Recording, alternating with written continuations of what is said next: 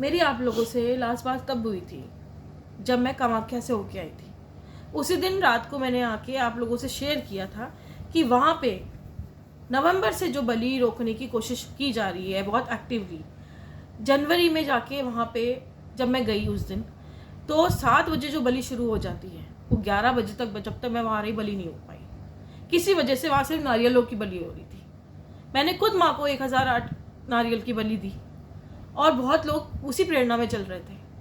बकरे आ रहे थे वहाँ पर बलियाँ शुरू नहीं हुई थी। भैंसा भी बंधा था बच्चा, लेकिन बलि नहीं हुई उसकी 11 बजे तक, जो कि बहुत अनयूजुअल है।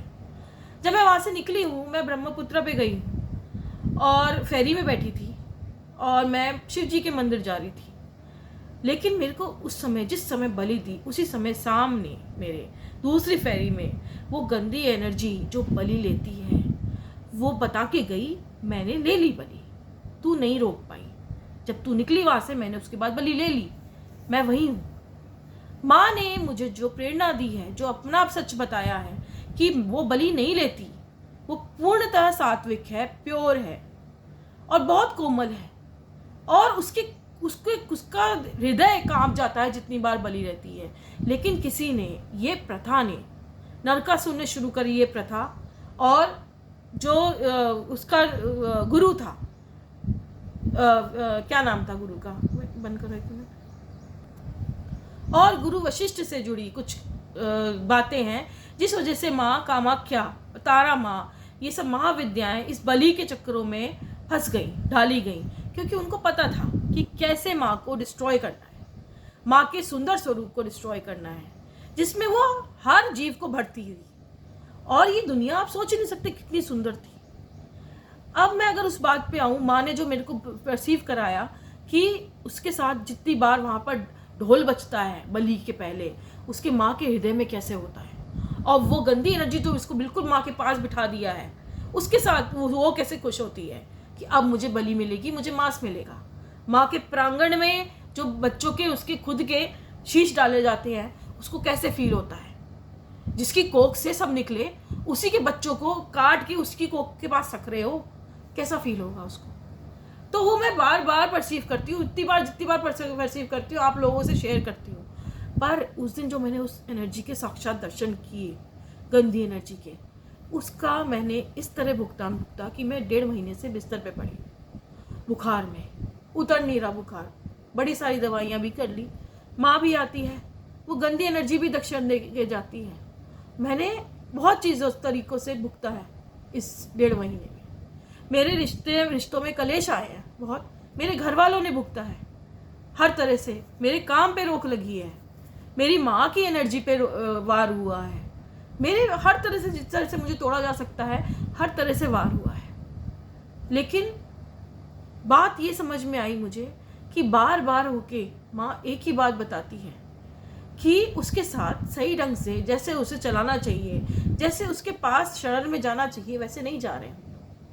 उदाहरण के तौर पे आपको मैं बताती हूँ कि जो हमारी चौकियाँ लगती हैं, उनका सिस्टम जो बना दिया गया है कि आप जैसे भी हो, आप बहुत सारे लोग आओ, सब अपनी अरदास लगाओ माँ के शरण में, और घर से घी या सरसों का तेल लेके आओ, रख के, जो भी उन्होंने प्रोसीजर बनाया है, माँ के दरबार में जाके उसका जलेगा। उसके बाद आपको, जब आपका नंबर आएगा, तब आपको बताया जाएगा आपको क्या करना है। बहुत फॉर्मल एक प्रोसीजर बना दिया गया है कि ये स्टेप है, और आपको, आप अरदास लगाओ और आपको घर, ठीक है, मकान, गाड़ी, वीज़ा, बच्चा, जॉब, जो भी मटेरियलिस्टिक चीज़ें हैं, या माँ की चौकी भी अगर आपको चाहिए, तो आपको इतने जाप करने पड़ेंगे, उसके बाद ये करना पड़ेगा, इसका जाप, इसका भोग, ये इस चीज़ का भोग, इस तरह से सिस्टम बना के आपको मिल सकता है।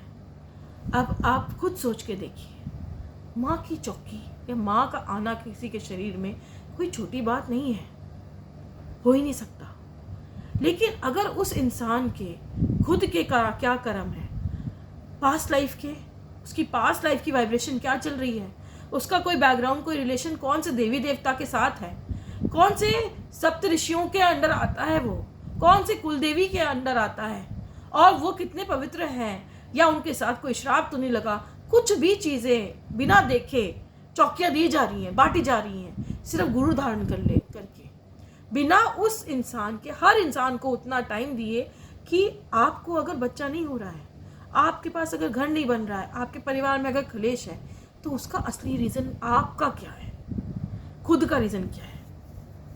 हमारा जैसे बीपी, हमारा टेम्परेचर हमारा होता है और चेंज होता रहता है, ऐसे ही हमारा एक पर्सनल हिस्ट्री है, पर्सनल वाइब्रेशन हिस्ट्री है, जो कि हमें बताता है कि हमारे हाथ में आज क्या है और क्या नहीं है। लेकिन चौकियों में क्या हो रहा है, बस आपको ये बताया जा रहा है ये प्रोसीजर फॉलो करो, हमें फॉलो करो, हमारे यहाँ की माँ को ढोक दो और आपको मिल जाएगा, आपका सब कुछ माफ़। अब वो सब कुछ जो माफ़ कर रही है, वो कौन कर रही है? वो इंसान कर रही है जिसके अंदर माँ आती है। हाँ, वो अपने शब्दों से कर रही है, बोल रही है, लेकिन कर कौन रहा है एक्चुअली में वही एनर्जी कर रही है जो चौकी चला रही है, चाहे काली माँ की हो, चाहे शीतला माँ की हो, चाहे बालाजी की हो, बालाजी के दूतों की हो, चाहे नाथों की हो, किसी की भी हो। पर क्या उस इंसान ने जिसके अंदर माँ आ रही है, वो शक्ति आ रही है, ये सोचा कि वो जो शक्ति जो इतनी पावरफुल थी कब से चली आ रही है? एंशिएंट टाइम से चली आ रही है। उसी ने ये पूरी क्रिएशन बनाई है, इन्हीं शक्तियों ने मिलकर। और उस एंशिएंट टाइम में इन एनर्जीज को ऐसे सर्वेंट की तरह यूज नहीं होता था कि आपको अगर कुछ चीज चाहिए तो आप ये करिए और आपको मिल जाएगा।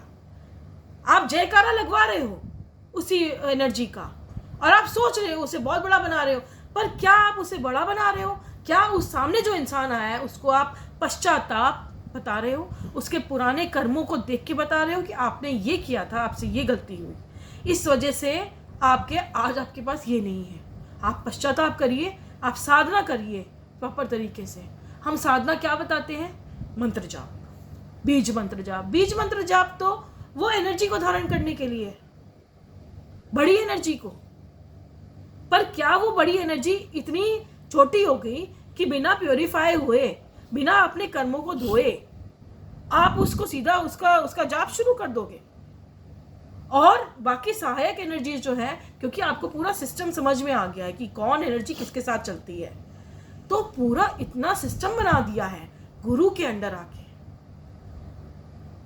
अंडर आके इतना सिस्टम बना दिया गया है कि किसी को भी आजकल चौकी आ सकती है बिना उसकी पास्ट लाइफ कनेक्शन देखे, पास्ट लाइफ के उसके कर्म देखे कि क्या वो इंसान लायक है उस एनर्जी को चलने के लिए, या वो कितने जन्मों से पिशाच को लेके चल रहा है या प्रेतों को लेके चल रहा है अपने साथ में, किस कर्मों की वजह से।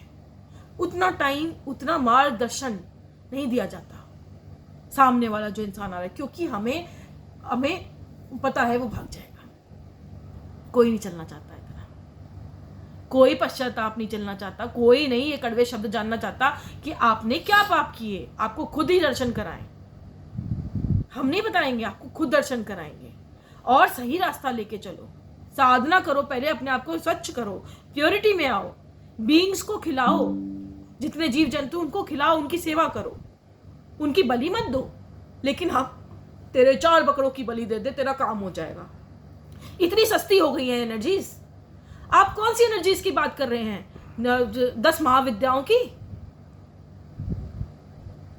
कामाख्या माँ की, काली माँ की, जो कि एंशिएंट टाइम से चली आ रही है। वो सिर्फ हिंदुइज्म में लिमिटेड नहीं है, उनके अपने अपने और पर्शियन सिविलाइजेशन में नाम थे, मेसोपोटामियन में थे, ग्रीक में थे, इजिप्शियन में थे, अरेबिक में थे। कहाँ नहीं थे? कहाँ वो नहीं है? कहाँ वहाँ के लोगों ने उन्हें परसीव नहीं किया, अपने अपने नाम से उनको नाम नहीं दिए और उनकी पूजा नहीं करी? और उनके पूजा करने का एंशिएंट टाइम में क्या तरीका था? उनके प्रीस्ट होते थे या प्रीस्टेस होती थी या शमन होते थे, जो कि सही तरीका बताते थे उन एनर्जीज तक पास भी जाने का, क्योंकि वो बहुत प्योर और बहुत पावरफुल एनर्जीज थी, जिसको हमने नीचे नीचे नीचे इम्प्योरिटी में ला के इस हालत में ले आए हैं। एनर्जी सेंटर्स हम अपने, शक्तिपीठ अपने, कि हर दूसरे दिन अर्थक्वेक आ रहा है। क्यों आ रहा है अर्थक्वेक? क्या हमारी शक्तिपीठ में इतनी एनर्जी नहीं रही, ज्योतिर्लिंगों में इतनी एनर्जी नहीं रही कि वो संभाल सके अपनी एनर्जी से अर्थक्वेक को? या हमने खुद ही अपने कर्मों द्वारा बिना उनकी सही रास्ते पे चले दूसरा एक ऑल्टरनेट रास्ता बना लिया अपना इजी, ताकि लोग हमारे को कोई क्रिटिसिज्म ना करें, सब हमारे जो इंसान दरबार लेके बैठा है उसके चरणों में बैठे बस। पर क्या वो इंसान सोच रहा है कि जब वो बलि मांगता है तो वो बलि कौन ले रहा है, खा कौन रहा है? उसके साथ पिशाच बैठ गया है आके जो बलि ले रहा है, या उसे सिर्फ झूमने से मतलब है, बहुत जोर जोर से झूम लिए माँ आ गई? नहीं, पिशाच की एनर्जी, प्रेत की एनर्जी, हर गंदी एनर्जीज भी आपको झुमवा सकती हैं। ये कोई वो नहीं होता, सिम्टम नहीं होता माँ के आने का। माँ वहाँ होती है जहाँ पश्चाताप, साधना, प्योरिटी की बात हो, जहाँ पर क्षमा तभी मिले जब इंसान सच्चाई से आए, सच्चाई में आए, प्योरिटी में आने को माने, जहाँ छल छिद्र ना चले,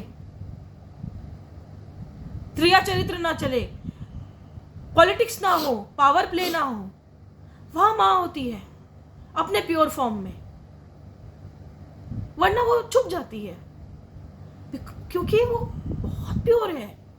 प्योर लाइट वाइट लाइट से भी प्योर है, वाइट लाइट से भी ज्यादा प्योर है। क्या हमने उसका असली स्वरूप देखा है अभी तक? ये क्वेश्चन हर उस इंसान के लिए जरूरी है अपने आप से पूछना जो चौकी लगाता है, जो चौकियों पे जाता है। क्या हम माँ का असली स्वरूप जान पाए, माँ के साथ क्या हो रहा है वो जान पाए? मैं आज फिर से आपसे एक छोटा इंसिडेंट आज का ही शेयर करती हूँ। आज मैं मेहंदी लगवाने गई, बुखार में भी, क्योंकि मुझे माँ को प्रसन्न करना था, खुश करना था। वहां पर मैंने देखा एक छोटी सी बच्ची मेरे पास आके खड़ी हो गई, मेहंदी वाले के साथ ही। उसको भी मेहंदी लगवानी थी। उसमें माँ आराम से झलक रही थी, जितना मुझे समझ में आया, कंचक में। पर उस बच्ची ने मेरे को अपने हाथ दिखाए। उसके हाथ टेढ़े मेढ़े थे, ऐसे थे जैसे ये उंगली इधर खिसक गई है, ये इधर खिसक गई है, ऐसे थे। उसने कहा देखो काम करते करते कैसे हो गई मैं। ये उसके शब्द मेरे अंदर उतर गए। माँ हीलिंग करी जा रही है सबकी, सबके गंदे कर्म अपने पे लेके हीलिंग करी जा रही है, चौकियों के थ्रू, उन बड़े बड़े शक्तिपीठों के थ्रू जो सिर्फ माँ से बस हीलिंग मांगते हैं। हर तरीके से, किसी भी तरीके से माँ हमारे को साफ करते हैं। लेकिन हम क्या सोचते हैं कि माँ कैसे, माँ क्यों साफ करे हमारे कर्म, गंदे कर्म? या माँ को ये बोले कि माँ रास्ता दिखा, हम क्या करें जो हम अपने आप को साफ कर पाए? बस उससे हम मांगे जा रहे, उसके हाथ टेढ़े हो गए। मैं सोचती रह गई 2 मिनट कि मैं उसकी मेहंदी लगवाऊं उसके हाथों पे, ऐसे टेढ़े हाथों पे, कि ना लगवाऊं, क्या करूं? अपने पैसों से लगवाऊं, क्या करूं? वो छोड़ ही नहीं पा रही थी मुझे, वो जा ही नहीं पा रही थी वहां से। ललक थी उसके अंदर मेहंदी लगवाने की, क्योंकि माँ को बहुत पसंद है मेहंदी। लेकिन उस प्यारे प्यारे छोटे से हाथ को, माँ के सुंदर से सुंदर हाथों को हमने कैसा बना दिया है? हीलिंग कर ले लेके उससे, करवा करवा के, बस तू हमारी हील करते, हर चीज को हील करते। क्या हमने पूछा हम लायक हैं उस हीलिंग के? नहीं है। माँ तू रास्ता बता, मेरे को बता मेरे पाप क्या है, मैं पश्चाताप करूंगा, पश्चाताप का रास्ता बता माँ, मैं अपने आप को खुद ठीक करूंगा या करूंगी, मुझसे साधना करा माँ, मुझे सही रास्ते पे लेके आ। हम कितने लोग बोलते हैं आज हम पाप करेंगे, कल हम किसी शक्तिपीठ पहुंच जाएंगे उसे धोने, सोच के कि माँ धो देगी। माँ है, क्यों नहीं धोगी? मेरा हक है, माँ माना है मैंने उसे, धो तू, मुझे नहीं पता। ऐसा हक जमाते हैं, ऐसा प्यार करते हैं। ये प्यार है? हाँ वो धो देगी, वही हो गया उसके, धो के टेढ़े टेढ़े हाथ, इतने छोटे छोटे हाथ थे वो, और टेढ़े हो गए थे। आप सोचो मुझे कैसा फील हुआ होगा। फिर माँ ने आके मुझसे अपनी पीड़ा शेयर करी, और मैं आगे आप लोगों से शेयर कर रही हूँ। प्लीज सोचो हम लोग कैसे चल रहे हैं, हम ये जीवन कैसे जी रहे हैं? क्या हम सच्चाई से अपने साथ भी चल रहे हैं? कब तक माँ हील कर पाएगी? कब तक कर पाएगी? या हम उस विनाश का वेट कर रहे हैं जो होकर ही रहेगा एक दिन, जिसका हम आजकल प्रत्यक्ष देख रहे हैं, कैसा हर जगह से अर्थक्वेक सुन रहे हैं, वॉल्केनिक इरप्शन, अर्थक्वेक, या फिर सुनामी। क्यों आ पा रही है? क्योंकि सच्चाई खत्म हो गई है हमारे अंदर। हमारे अंदर सच्चा प्यार खत्म हो गया है। हम सच्चा प्यार करना भूल गए हैं और प्यार के लिए ही तड़प रहे हैं। ये कैसा कॉन्ट्रडिक्शन है।